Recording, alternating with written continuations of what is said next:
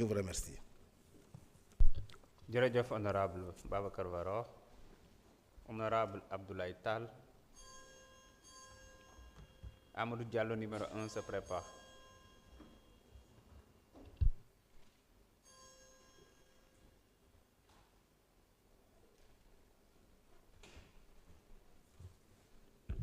Salaamaaleykum wa rahmatullah. Monsieur le Président, maa ngi lay nuyu. Monsieur le ministre des Finances et du Budget, Monsieur le ministre de l'Économie, chers collaborateurs des ministres. Alors, vous me permettrez d'abord de féliciter le ministère des Finances et l'ensemble des ministères sectoriels pour l'élaboration de ce budget et le travail jusqu'ici abattu pour effectivement nous permettre de nous réunir pour nous pencher sur des questions qui concernent le peuple sénégalais. Vous me permettrez de m'offusquer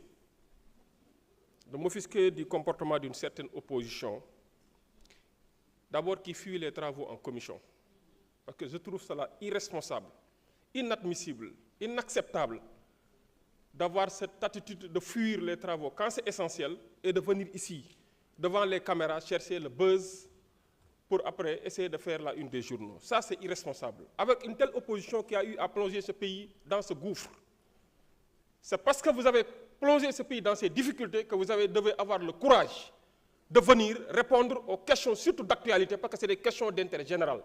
Des questions d'actualité qui sont posées au gouvernement, adressées au Premier ministre, c'est des questions qui sont d'intérêt général. Ayez ce courage devant le peuple et devant l'histoire, après avoir plongé ce pays dans ce gouffre, au 4e sous-sol, revenir ici en plénière pour aller chercher devant les caméras chercher le buzz. Ça, c'est inadmissible, c'est irresponsable. Et je le dis et je l'assume. Je le dis et je l'assume. Alors, une opposition qui confond actualité, question d'actualité et faits divers. C'est parce qu'en réalité, lorsqu'ils étaient là, ils avaient l'habitude d'élaborer des lois au moindre fait divers. Au moindre fait divers. C'est parce que vous l'avez fait que vous ne pouvez pas venir ici répondre devant l'histoire et devant le peuple. Vous n'avez pas droit à la parole. Laissez notre collègue terminer. Souffrez en silence et laissez-moi parler. Alors, je m'offusque.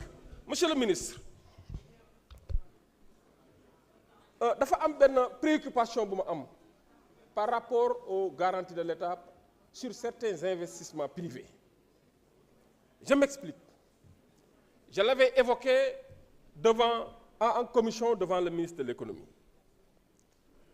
J'avais reçu l'information qu'à Sinthiou Malem, la centrale solaire qu'on devait construire là-bas et qui concerne une initiative privée, une offre spontanée, se trouve être bloquée, alors que c'est un investissement qui ne demande qu'une garantie. Ce n'est pas un prêt de l'État. Est-ce que vous pouvez faire en sorte que ça soit décanté? Également, renforcer le budget de la Commission nationale des droits de l'homme. Parce qu'on ne peut pas, pour une question aussi importante de quête des droits et de promotion des droits de l'homme, on nous dit que le Sénégal est relégué en pays B, alors que là, sa place, son statut, c'était le A. C'est la raison pour laquelle c'est une urgence de tenir compte de cet aspect, parce que, compte tenu de tout ce qu'on peut faire en termes d'investissement matériel, quand on échoue sur les droits humains, sur le bilan immatériel, ça va nous rattraper. Raison pour laquelle je vous demanderai de renforcer davantage la Commission nationale des droits de l'homme en termes de budget et de moyens conséquents pour lui permettre de faire son travail correctement. Fi may terminer mooy ñu gën a bàyyi xel bu baax les questions environnementales. Wax naa que la dernière fois le ministre de l'environnement nekk à Mbour am na quartiers yoo xam ne sont menacés de disparition à cause de la digue de protection qu'on a construite à Saly et qui protège l'hôtel Palme Beach. Je ne sais pas si vous avez l'habitude de mettre les pieds là-bas. Cette digue de protection a eu à créer une érosion côtière sans précédent et menace même la disparition de quartiers comme Saly Niakhal, Grand Mbour, Golf et Tefes, ainsi que d'autres quartiers sur la côte. Je pense que si vous pouvez sortir les moyens conséquents, comme vous l'avez fait à Saly avec l'hôtel Palme Beach, ériger des digues de protection va permettre à ces populations quand même de rester dans les quartiers, de ne pas fuir, mais demain éviter qu'ils soient des sinistrés. Je vous remercie de votre aimable attention. Merci beaucoup. Jërëjëf honorable. Honorable Amadou Diallo, numéro 1, vous avez la parole. Honorable Roqi Ndiaye se prépare.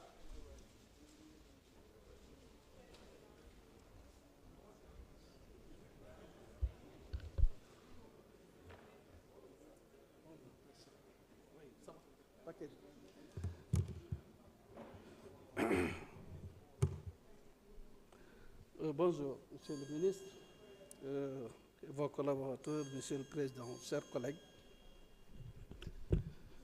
Je pense qu'il faut arrêter de raconter des contre-vérités, pour ne pas dire des mensonges sur la présence de l'opposition dans les commissions. Vérifier les états d'amendement, tout simplement. Monsieur le ministre, vous avez fait prendre au président de la République 2 décrets, le 16 de 2025, 16-18 et le 2025, 16-19, du 8 octobre 2025, portant sur les indemnités spéciales complémentaires pour les agents des collectivités territoriales et l'indemnité forfaitaire mensuelle accordée aux agents non fonctionnaires des collectivités territoriales. Vous savez que les départements ne disposent pas de fiscalité propre. Nous recevons des transferts en fonctionnement et en investissement, et il se trouve qu'il y a un problème de prise en charge de ces augmentations. Rien que pour le département d'Aranérou, à titre d'exemple, nous sommes à une évolution de 47% de la masse salariale de ce département. Donc, ce que nous souhaitons, c'est que le ministère